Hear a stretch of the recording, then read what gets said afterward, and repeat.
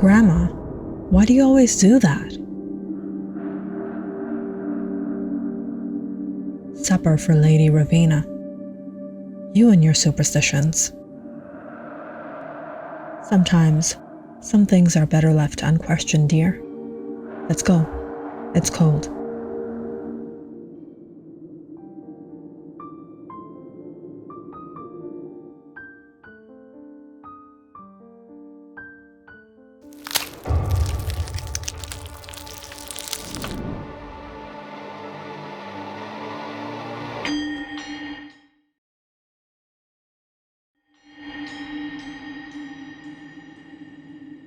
Lady Ravina, huh? This is Soniya. Every Thanksgiving, she spends the long weekend at her granny's place just outside the city, in this tiny nowhere town called Pine Hollow. The kind of place where, with one grocery store, 2 stoplights, and more ghost stories than actual people. And while she loves feasting on Granny's legendary Thanksgiving spread, roast turkey swimming in butter and mashed potatoes piled with cranberry sauce, she's always been a little intrigued by her grandmother's superstitious rituals, especially the Lady Ravina stuff. This year, though, Soniya didn't come alone. She decided to bring a couple of her college friends for the ride, Anna and Mark. They've never been to Pine Hollow, and after hearing Soniya's creepy stories about that weird haunted town, they figured, why not? Better than another Thanksgiving watching reruns and avoiding talking politics with their parents.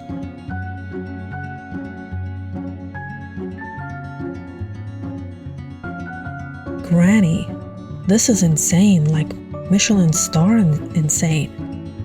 Oh, hush now. Eat. I'm sorry. I might actually marry the stuffing. Hey, what about me?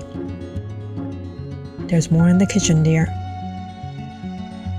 After a minute of happy chomping, and while Granny returned to the kitchen for nights, Mark finally leaned back. So, what's the plan for the weekend? Anything fun to do around here? Soniya glanced at Granny, who was busy slicing pie. Don't tell her I said this, but I kinda want to check out Lady Ravina's house. Who the hell is Lady Ravina? Oh, my granny is terrified of her. She leaves food out for her every night. Says she's some sort of, hungry widow spirit. It's creepy, but I've always wanted to see the house. Okay, that actually sounds awesome. When are we going? Tonight, after Granny knocks out, obviously.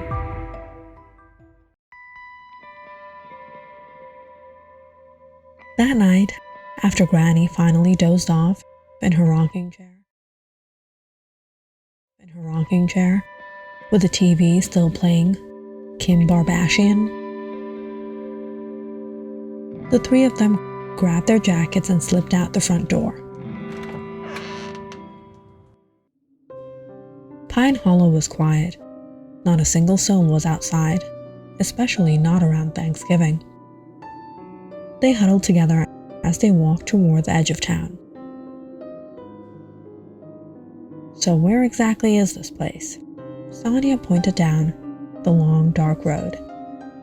Last house before the woods. Nobody goes there. They say it's haunted. Haunted as in haunted? Or just like old and ugly? Why? Getting scared? Should have stayed home with Granny. Honestly, Granny is the safest one here. Facts. Granny could beat a ghost with a wooden spoon. They stopped at the tiny convenience store, grabbing chips, extra batteries for their flashlights, and steaming cups of hot cocoa before heading back out into the cold. Finally, the house rose in front of them.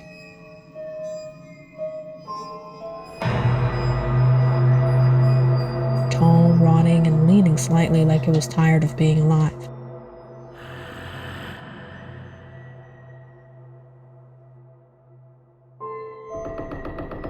The gate was covered in moss, squealing loudly as they pushed it open.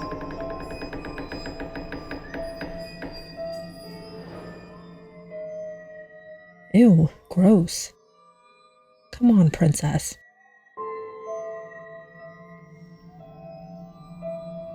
They found the front steps, half broken and sagging, and after a little shoulder shove from Mark, the swollen wooden door cracked open.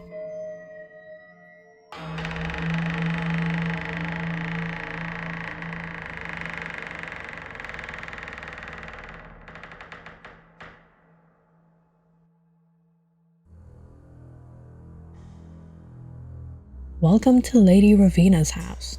No refunds. They moved deeper into the first floor, their footsteps crunching over the dust and broken bits of furniture. The place smelled like old rain and trash. Their phone flashlights sliced through the darkness, lighting up rusty tools, loose wires curled like dead snakes, and piles of newspapers so faded you could barely read the dates. Anna kept brushing cobwebs off her face. This house needs literally everything renovated. Mark lifted a cracked ceramic bowl off a shelf. Hey, maybe this is where the hungry widow ate. Please, there's no hungry widow, no ghost, no curse, just old people who didn't clean up their mess. But Anna, who had been quiet for a suspiciously long moment, cleared her throat and took out her phone.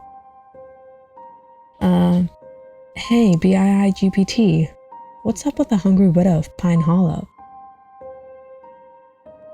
Your mom is not a widow yet. As far as my knowledge knows, your stepfather is alive and well. No! Oh my goodness, I wasn't talking about my mom!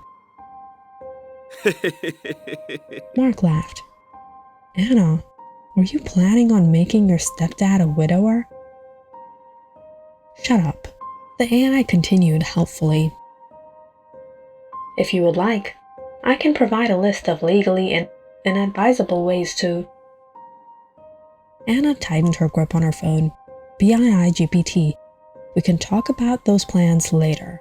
Now stop. Just stop. Understood. Crossbow removed from list. Alternative option, unattended staircases. What? I said stop. I'm blocking this thing. Blocking me will not prevent accidental household faults. Mark was doubled over laughing. You want your stepdad gone. I'm not trying to kill him. Would you prefer a non-lethal approach? Perhaps just mild poisoning? No. Anna looked like she was about to throw the phone on the wall. BIIGPT, you malfunctioning toaster. Tell me about the hungry widow of Pine Hollow, not my family. There was a long pause. Should I alert emergency services regarding your emotional distress? I swear, I'm going to cry. Soniya gasped through her laughter. Your AI is feral.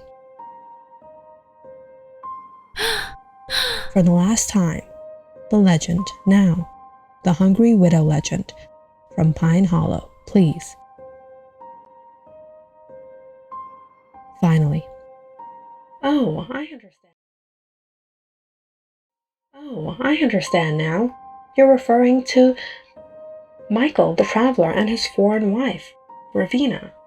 I'll summarize the local urban legend. And with that, the AI began telling the tale of Lady Ravina.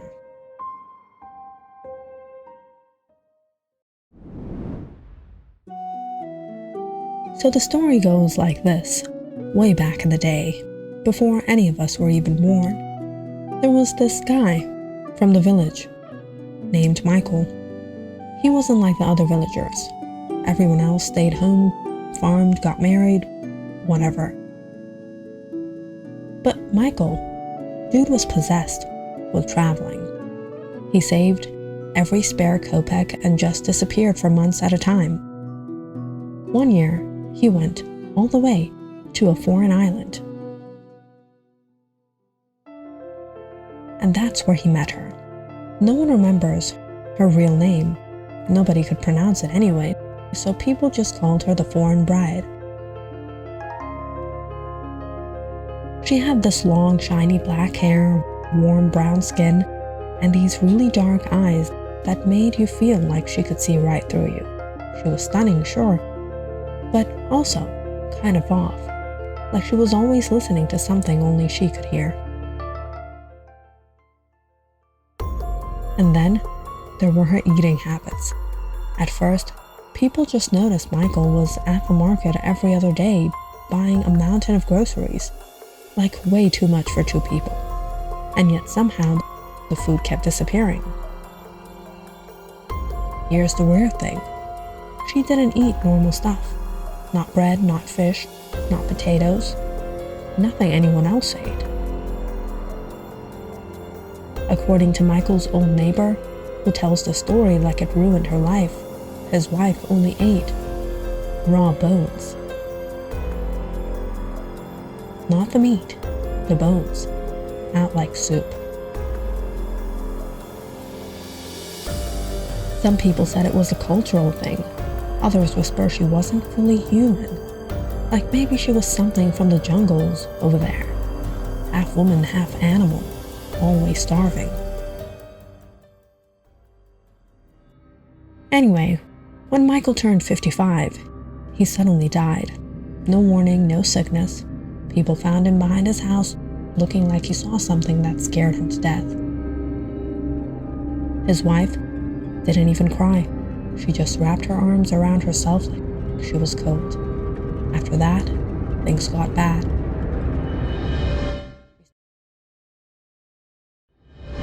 She started wandering around the village, begging anyone she saw for food. Not money, food. She kept saying, "Please, something's gnawing me from the inside." People didn't want to deal with her, so they just avoided her. Then one night, while she was sitting out on the road, a rabid dog came out of nowhere and bit her. Villagers chased it off, but she just stared at her own wound like it didn't even hurt. That's when she really went downhill. Kids say they saw her late at night, walking around barefoot, mumbling to herself. People living nearby heard chewing and ripping sounds coming from her house like she was tearing into something.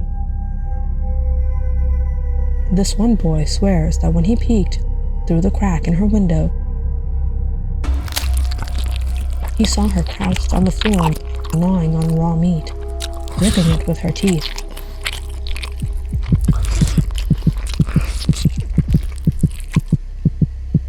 He freaked out and ran and tripped over something.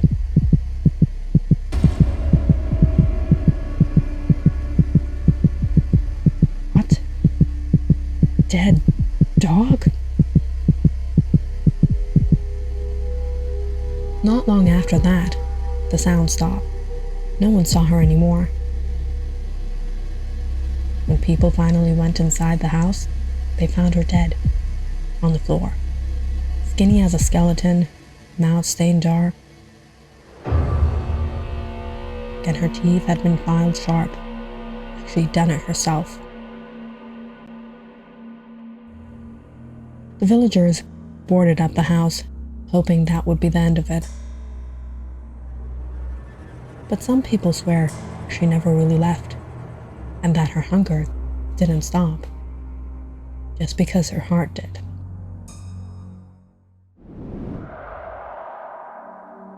As the AI finally quieted down, the house settled into an eerie stillness. Then, out of nowhere, slow footsteps echoed from downstairs. Anna froze. Tell me that's not real. Please tell me that's not real. Probably wind. Or a raccoon. A really big raccoon. Before Soniya could answer, a bang thundered from the attic above them, like something heavy had been thrown across the floor. Nope. We're leaving. We're leaving right now. Yeah, I vote we go. You two are just chickens. It's an old house. Stuff falls. Calm down. Soniya, something up there just body slammed the floor. Yeah, I'd rather not meet it. I ain't saving any of you girls. They argued all the way back to the staircase. Come on, Soniya, we're leaving. I'm begging you. Please, let's go. Nope, I'm staying. One night, I'll prove this whole Lady Ravina thing is total crap. While they bickered, Soniya opened a drawer and found a beautiful old brooch, glittering even through the dust. Huh, look what I found. Treasure. Losers. Anna shook her head. Soniya, seriously? Don't. Fine. We'll come back at sunrise. If you're not out by 6, we're dragging you out. See you at dawn. Cowards. And the couple reluctantly disappeared into the night, leaving her alone in the dark.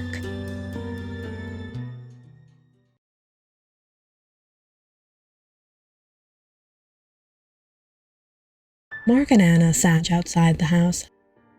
The night was way too quiet, and the longer they waited, the heavier the worry settled in. Mark tore open a Ziploc bag. Are you seriously eating right now? It's Granny's beef jerky. I wasn't gonna leave it behind. You brought it like it's survival rations. Look, if a ghost comes out and chases us, I'm protein loading. Mark, stop. It's not time for jokes. We're supposed to be stressed. I can do both. Anna and Mark somehow ended up doing other things they probably shouldn't, until they realized a whole hour had passed. Do you think we should check on Soniya? It's been a while. I mean, she'd kill us if we ruined her little bravery stunt. Let's give her some more time. All of a sudden, Anna and Mark heard the gate creak.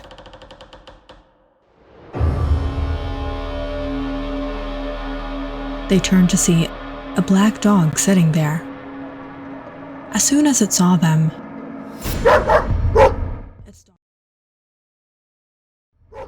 it started barking loudly.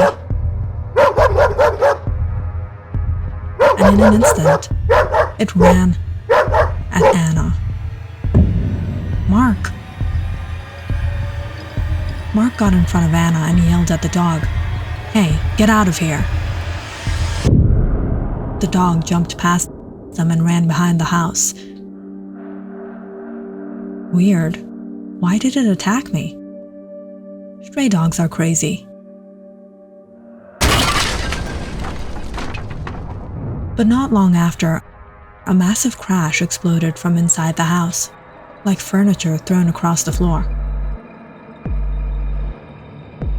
Mark, I heard it. They waited. No scream, no call for help. Probably the house settling. No, we're going in right now. The air inside felt colder than before. Mark's flashlight shook as they stepped through the first floor. Soniya? Hey, joke's over. No answer. Then Mark's beam landed on something small, curled in the far corner. It was Soniya. Her clothes were shredded, her face smeared with blood, her body shaking so violently it looked painful. She stared at them with huge, terrified eyes. "Soniya, what happened? What happened? Talk to me." Soniya just trembled. She didn't say anything.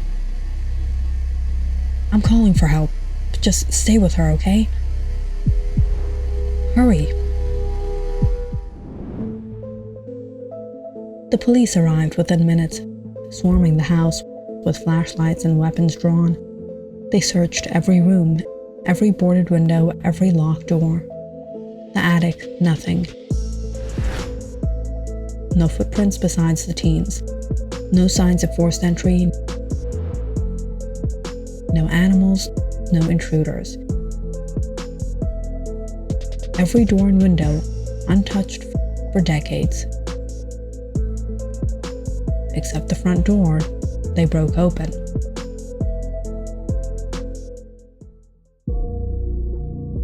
At the hospital, the doctor's reports made things worse. Soniya had around 50 bite marks across her arms, shoulders, legs, and back. Deep scratches, like she was attacked repeatedly. 2 broken teeth, as if something had slammed her jaw shut hard. The bites were the strangest part. They weren't from any human, not a dog, not any animal they recognized.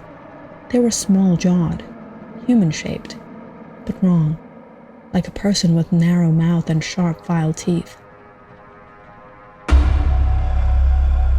Exactly like the legend.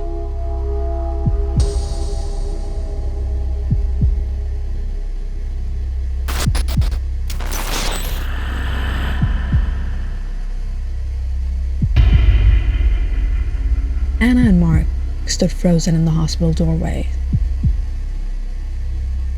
Soniya lay trembling in the bed. Her granny sat beside her, clutching her hand and sobbing. Was the hungry widow? Click on the subscribe button and check out more awesome videos on our channel. And don't forget to press the bell icon because you know it's interesting.